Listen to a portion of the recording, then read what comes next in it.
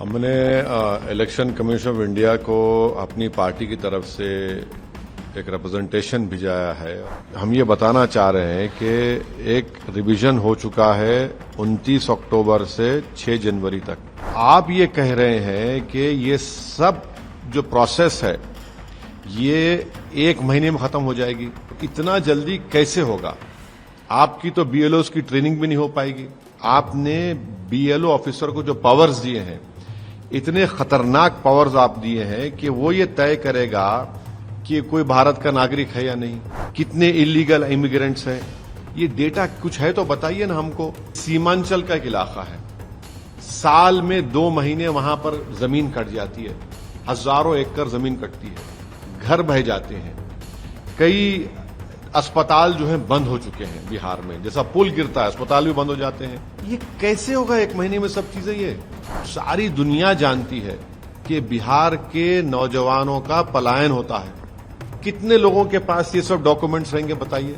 नहीं, घुसपैठी है, बताइए कितने % घुसपैठी है? तो ये जो नहीं, आप कैसे मानेंगे आपकी बात को? हमने इलेक्शन कमीशन ऑफ इंडिया को अपनी पार्टी की तरफ से एक रिप्रेजेंटेशन भिजाया है और हमने उनसे गुजारिश की है कि आप हमको एक डिटेल एक्सप्लेनेशन दीजिए। हमारे जो कंसर्न्स हैं और हमारे जो सवालात हैं, सबसे पहले ये है कि 2024 के पार्लियामेंट के चुनाव से पहले वोटर लिस्ट पे हुआ, अभी आप समरी इंटेंसिव रिवीजन कर रहे हैं और हम ये बताना चाह रहे हैं कि एक रिवीजन हो चुका है 29 अक्टूबर से 6 जनवरी तक।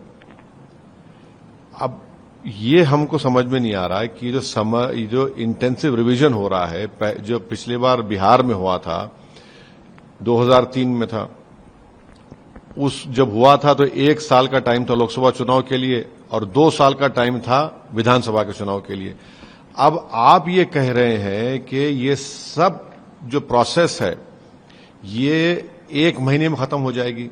माने 1 अगस्त को ईआरओस को बीएलओस दे देना चाहिए, फिर दूसरा वो पब्लिश हो जाएगा 1 महीने के बाद, तीसरा सितंबर में फाइनल रोल आ जाएगा। जो इतना जल्दी कैसे होगा? आपकी तो बीएलओस की ट्रेनिंग भी नहीं हो पाएगी। तीसरी बात यह है कि आपने बीएलओ ऑफिसर को जो पावर्स दिए हैं, इतने खतरनाक पावर्स आप दिए हैं कि वो ये तय करेगा कि कोई भारत का नागरिक है या नहीं। उसको अनब्रिडल्ड पावर्स आप दे चुके हैं कि घर जाएगा नहीं जाएगा, 3 मर्तबा जाएगा नहीं जाएगा, क्या होगा। और फिर ईआरओ और एईआरओ ये केसेस को रेफर कर सकता है कॉम्पिटेंट अथॉरिटी को सिटीजनशिप एक्ट 1955 में। तो ये तो वाइड स्प्रेड डिसएनफ्रेंचाइजमेंट भी हो सकता है इसमें। वाइड स्प्रेड आप देखिए, अगर नाम नहीं आएगा वोटर लिस्ट में, किसी की लाइवलीहुड पर असर पड़ सकेगा। और साथ ही साथ हम ये जानना चाह रहे इलेक्शन कमीशन से कि आपके पास कोई क्वांटम रेशियो है कि कितने इलीगल इमिग्रेंट्स हैं। ये डेटा कुछ है तो बताइए ना हमको। और आखिरी बात यह है कि ये जो आप कह रहे हैं कि 87, आप इसमें कह दिए हैं कि जो वोटर पैदा हुआ 1/7/87 से पहले, उसको डॉक्यूमेंट प्रोवाइड करना पड़ेगा अपने डेट ऑफ बर्थ और प्लेस ऑफ बर्थ का, नंबर 1। जो वोटर पैदा हुआ 1/7/87 और 2/12/2004 के दरमियान में, तो उसको अपना डेट बर्थ सर्टिफिकेट या अपने माता का या पिता का देना पड़ेगा। और जो वोटर पैदा हुआ 2/12/2004 के बाद, उसको खुद का देना पड़ेगा, अपनी मां का भी और पिता का भी देना पड़ेगा। हमको ये बताइए कि सीमांचल का एक इलाका है, साल में 2 महीने वहां पर जमीन कट जाती है, हजारों एकड़ जमीन कटती है, घर बह जाते हैं, कई अस्पताल जो है बंद हो चुके हैं बिहार में। जैसा पुल गिरता है अस्पताल भी बंद हो जाते हैं, कई इसमें म्युनिसिपैलिटीज मर्ज हो चुके हैं, कई पंचायत मर्ज हो चुके हैं, आग लगती है। ये कैसे होगा 1 महीने में सब चीजें ये? और फिर हम अपने रिप्रेजेंटेशन में उनको हवाला दी है सुप्रीम कोर्ट के एक जजमेंट का, जिसका नाम है लाल बाबू हुसैन, जो सुप्रीम कोर्ट ने 1995 में दिया था। तो ये सब चीजें हम इसलिए इलेक्शन कमीशन ने ऑल पार्टी मीटिंग भी नहीं बुलाई। इतना जल्दी कैसे होगा? आप अपने बीएलओस को ट्रेनिंग नहीं देंगे और बीएलओस को आप पावर्स दे रहे हैं। इसीलिए हमको अप्रेंशन है कि कई लोगों के नाम नहीं आएंगे। और सारी दुनिया जानती है कि बिहार के नौजवानों का पलायन होता है। बिहार का नौजवान पंजाब की खेतों में काम करता है, केरल के खेतों में काम करता है, मुंबई, हैदराबाद, दिल्ली की होटलों में काम करता है। कैसे होगा बताइए ये वहां? अच्छा, और कितने लोगों के पास ये सब डॉक्यूमेंट्स रहेंगे बताइए?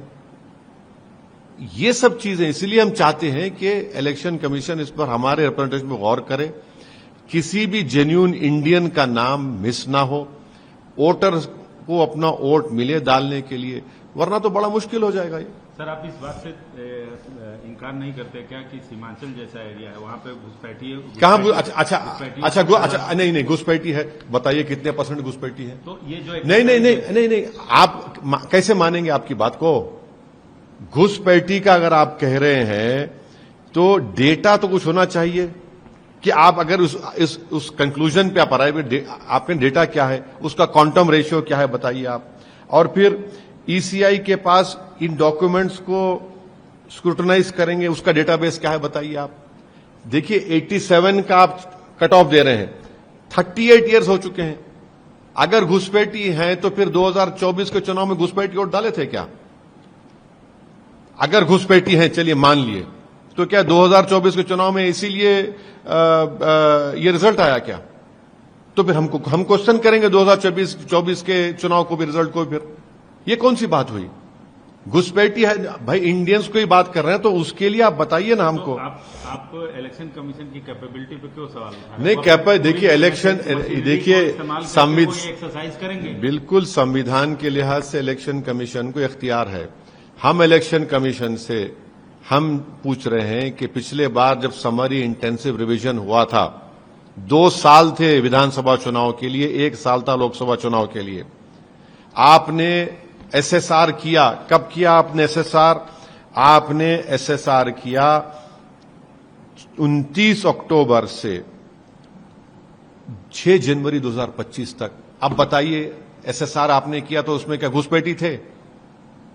और आपने फिर मीटिंग ली, किसकी मीटिंग ली? आपने जो इलेक्शन पार्टीज होते हैं, बीएलएस के कितने 280 10 रिकॉग्नाइज्ड पॉलिटिकल पार्टीज की मीटिंग ली। आपने उनसे कहा था कि उस ट्रेनिंग में एक एसआईआर होगा। फिर आपने 26 मई 2025 को इलेक्शन कमीशन ने कहा कि बीएलओज ईआरएस की ट्रेनिंग होगी, तो क्या उसमें एसआईआर की आपने बात की थी? तो यही हम कह रहे हैं कि लाल बाबू हुसैन का जो सुप्रीम कोर्ट का जजमेंट है, उसमें सुप्रीम कोर्ट ने हैरासमेंट एंड कमोशन की बात की थी।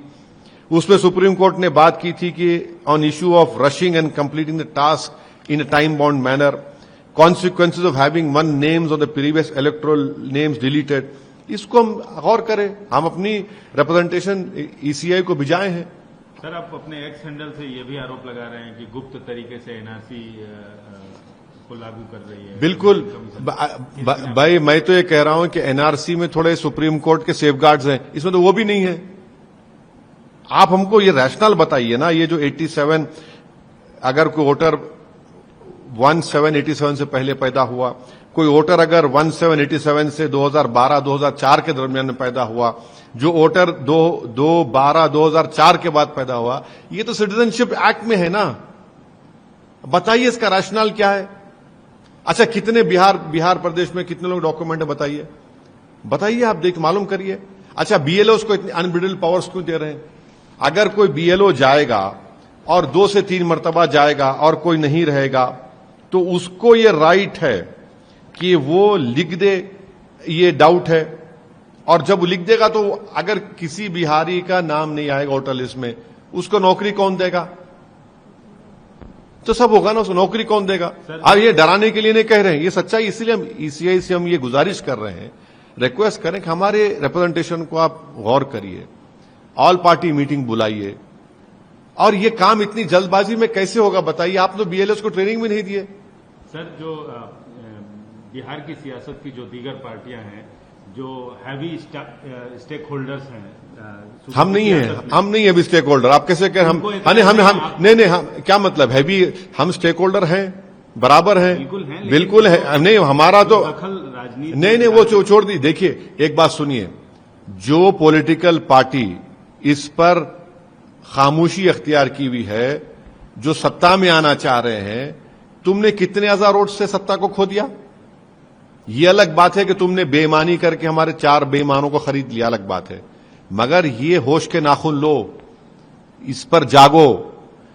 देखिए मौत के बाद रोना बेकार है, अभी तुम मरे नहीं हो सियासी तौर पर, देख लो जिंदा रहने के लिए होश में आ जाओ। तो आप आरजेडी की तरफ इशारा कर अरे हम देखिए आपके साथ आए इस मुहिम में। अक्लमंद को इशारा काफी है। हम देखिए हम स्टेक होल्डर हैं, हमारे पेट में दर्द है तो हमको अजवान खाना है, इसलिए हम अजवान खा रहे हैं। ईसीआई को हमने अपना रिप्रेजेंटेशन भिजाया है। हम उम्मीद करते हैं कि ऑनरेबल इलेक्शन कमिश्नर्स हमारे रिप्रेजेंटेशन को देखेंगे, पढ़ेंगे, हमारे कंसर्न्स को एड्रेस करेंगे, क्योंकि जब ये डेमोक्रेसी का एक बहुत बड़ा फेस्टिवल है और मेरा हथियार तो वोटर है ना, जब हथियार ही नहीं होगा तो कौन कैसे जीतेगा बताइए, चाहे कोई पॉलिटिकल पार्टी हो। अच्छा, लगे हाथ जब पूछ ये भी हम जानना चाहेंगे कि सीमांचल से बाहर निकल के आप चुनाव लड़ेंगे, क्योंकि अभी तक देखिए अभी तक हमारे प्रदेश अध्यक्ष अख्तरुल ईमान साहब ने ये कोशिश कर रहे हैं कि बीजेपी को सत्ता में आने से एनडीए को रोका जाए, इसलिए उन्होंने मुख्तलिफ पॉलिटिकल पार्टीज के, उन्होंने मुझसे जो कहा है, कह रहा हूं, उन्होंने बात की है। अब उनको समझ में आता है नहीं आता अलग बात है, मगर जहां तक हमारी पार्टी का मामला है, हम अपना चुनाव पूरी ताकत के साथ लड़ेंगे। हमने 2 विधानसभा पर बहादुरगंज में और ढाका में अपने कैंडिडेट का नाम अनाउंस कर चुके हैं और हमको सीमांचल में भी लड़ेंगे, सीमांचल के बाहर भी लड़ने का पूरा प्रोग्राम और प्लान है और इस पे सख्ती से अब के बाद अच्छी तरीके से कैंपेन करेंगे। एनडीए को रोकने के लिए आप महागठबंधन से हाथ मिलाएंगे? अख्तरुल ईमान साहब ये कोशिश कर रहे हैं, जो हमारे बिहार के अध्यक्ष हैं। लोग जानते नहीं हैं कि 5 साल पहले भी मैंने कोशिश की थी, इनके 2 बड़े बड़े सांसद को जाकर उस पुरानी पार्लियामेंट की बिल्डिंग के सेंट्रल हॉल में मैंने उनसे जाकर कहा था। अब अभी भी अख्तरुल ईमान साहब कोशिश कर रहे हैं कि हम भी नहीं चाहते कि भाजपा या एनडीए जीते वहां से। अब ये उनके ऊपर है, ये उनके ऊपर मुनस्सिर है, वो फैसला आजाद अपना फैसला लेने के हकदार हैं, हम अपनी पार्टी के हक में फैसला तैयार हैं। हम देखिए हम तो इलेक्शन लड़ेंगे, चाहे अकेले लड़े चाहे महागठबंधन के साथ लड़े, ये नहीं मालूम ना। देखिए अख्तरुल ईमान साहब जो कोशिश कर रहे हैं वो कितने कामयाब होते नहीं होते, मगर वो तो कोशिश कर रहे हैं पार्टी की तरफ से, देखिए क्या होता है।